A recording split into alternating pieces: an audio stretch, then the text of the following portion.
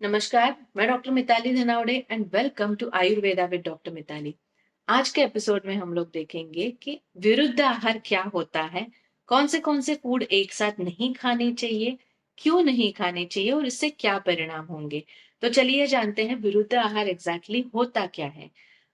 दो चीजें कोई भी एक साथ मिलाई जाए, फूड आइटम्स दो एक साथ मिलाए जाए या एक साथ या एक के बाद एक खाए जाए, तो वो आपका डाइजेस्टिव सिस्टम अच्छे से पचन नहीं कर पाता। उससे आम्लदोष बनता है या फिर स्टिकी टॉक्सिन्स बनते हैं, वो आपके ब्लड स्ट्रीम से जाके आपके स्किन को या फिर पचन संस्थान को दूषित करते हैं और इससे तरह तरह के डाइजेस्टिव इश्यूज जैसे कि गैस्ट्राइटिस, इंडाइजेशन, तरह तरह के स्किन डिसीजेस जैसे कि सोराइसिस, विटिलिगो, इन जैसे व्याधियों का आमंत्रण रहता है। तो चलिए जानते हैं कौन से विरुद्ध आहार आयुर्वेदा ने बताया है। इस वीडियो में स्पेसिफिकली मैं बहुत सारी लिस्ट या पूरी लिस्ट तो नहीं बता सकती, लेकिन जो common mistakes day to day life में हम लोग करते हैं वो जानने के लिए हम लोग ये वीडियो एंड तक देखेंगे। तो सबसे पहले देखते हैं इसके क्या क्या प्रकार है, कौन से प्रकार के अनुसार इसको कैटेगराइज किया जाता है। तो सबसे पहला है वीर्य विरुद्ध आहार। वीर्य विरुद्ध मतलब उसकी पोटेंसी या तासीर अलग अलग रहती है दो चीजों की, जो एक साथ खाने से शरीर में या पचन संस्थान में बिगाड़ लाते हैं। सबसे पहला जो कॉमनेस्ट है, जो आजकल बहुत लोगों को पता रहता है कि फिश और मिल्क ये एक साथ नहीं लेना है। फिश जो है वो मधुर विपाकी भी है, फिर भी उसकी तासीर जो है उष्ण रहती है, और दूध जो होता है वो शीत गुणात्मक रहता है। तो ये अगर उष्ण और शीत गुणात्मक चीजें एक साथ खाई जाए या फिर एक के बाद एक तुरंत खाई जाए, तो ये बॉडी में बिगाड़ या पचन संस्थान में बिगाड़ उत्पन्न कर सकती है, जो कि लॉन्ग टर्म अगर खाते जाओ या रिपीटेडली बार बार खाते जाओ, तो ये आपके स्किन को दूषित कर सकती है, त्वचा को दूषित कर सकती है और विटिलिगो, सोराइसिस जैसे व्याधियों को पैदा कर सकती है। तो हमें मछली के साथ अगर दूध लेना है या फिश खाने के बाद डायरेक्टली हमें आदत है चाय या कॉफी पीने की, तो ये चीजें आपको अवॉइड करनी है, क्योंकि आपको लॉन्ग टर्म में जाके इससे कोई परेशानी ना हो। दूसरी इंपॉर्टेंट चीज जो सभी को ज्यादा अच्छी लगती है वो है कोल्ड कॉफी। जी हाँ, कोल्ड कॉफी भी वीर्य विरुद्ध आहार में इंक्लूड होती है। ये क्यों होता है? क्योंकि कॉफी की तासीर अगेन इट इज उष्ण, और दूध जो होता है ठंडा होता है। अगर दोनों एक साथ मिलाया जाए और ठंडे स्वरूप में ही पिया जाए, तो यह बहुत ज्यादा तकलीफ देता है आपके पचन संस्थान को।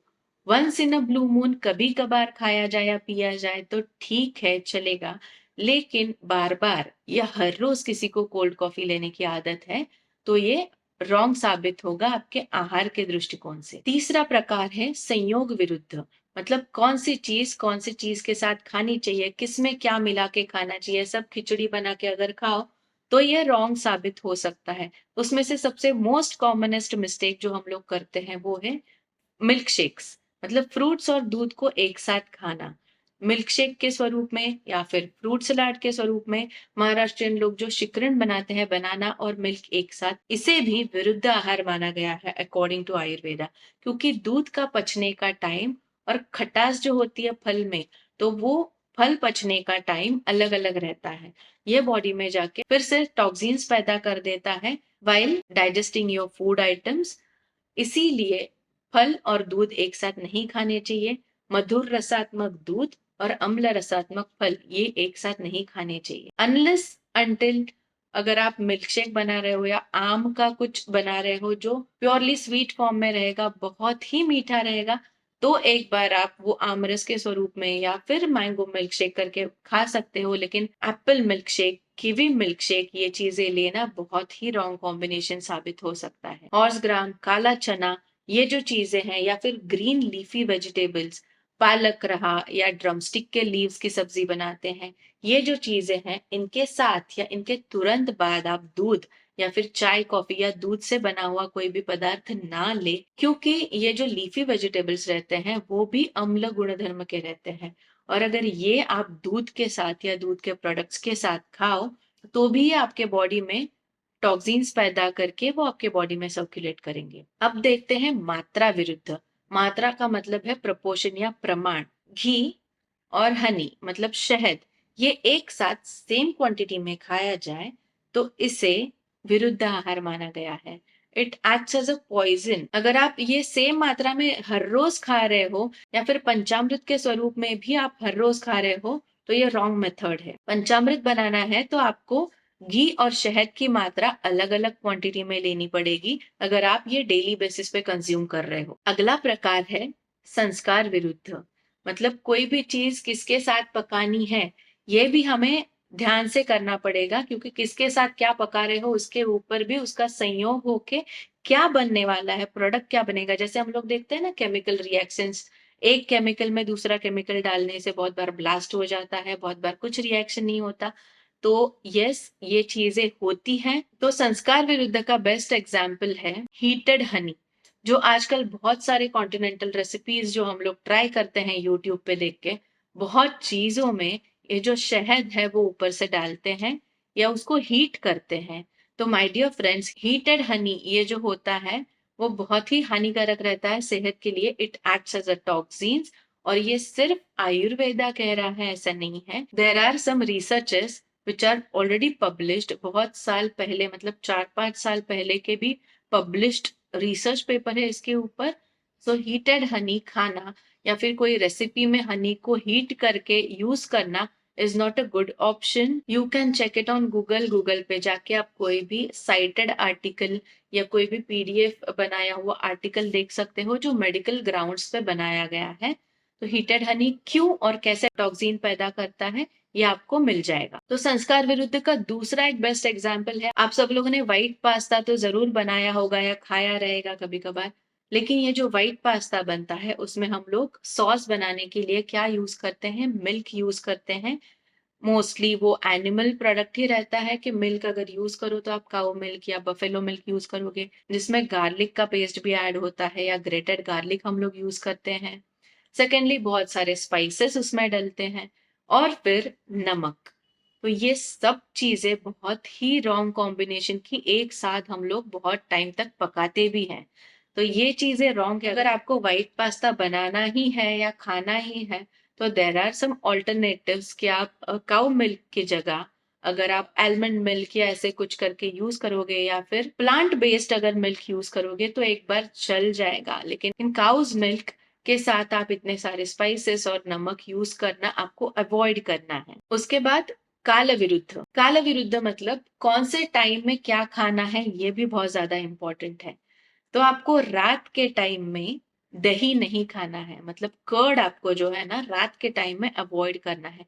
क्यों अवॉइड करना है? तो अकॉर्डिंग टू आयुर्वेदा शाम के बाद कफदोष बढ़ने लगता है या रात को कफदोष का प्राबल्य रहता है बॉडी में भी।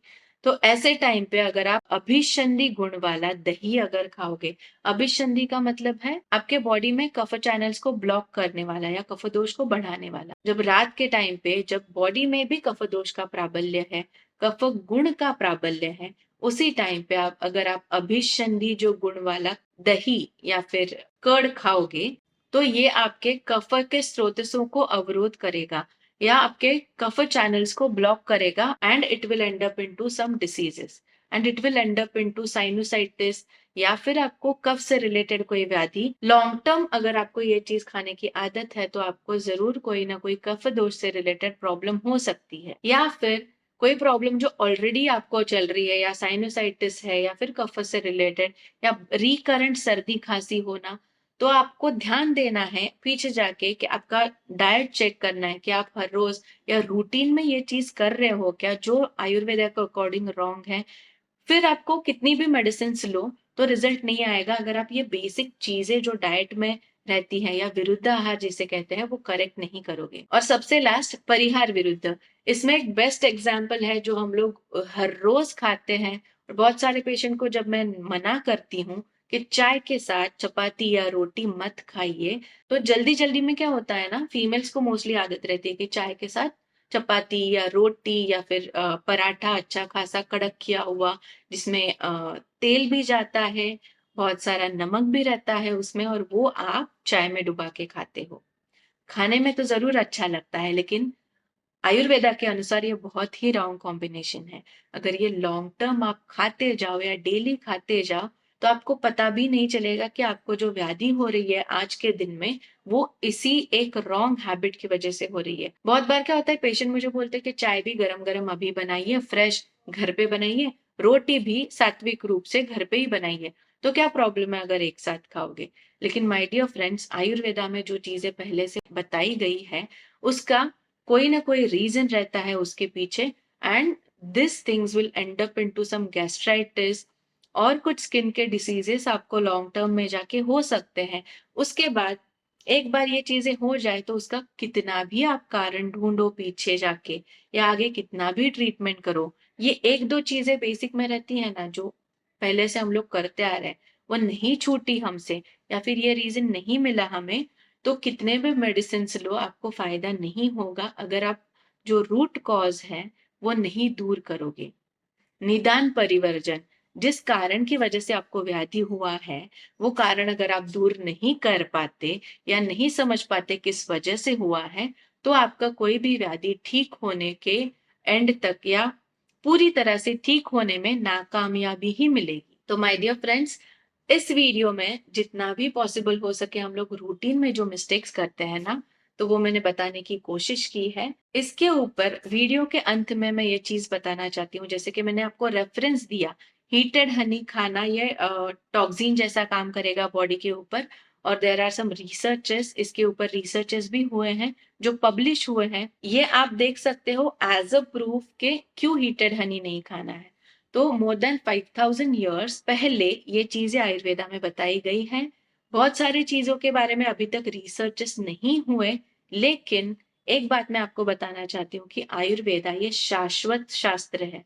मतलब इसे ना हमें बदलना नहीं पड़ रहा हर एक 2 साल में, 3 साल में, 5 साल में। हमें हमारे मॉलिक्यूल्स में अपडेट्स नहीं देने पड़ रहे हैं।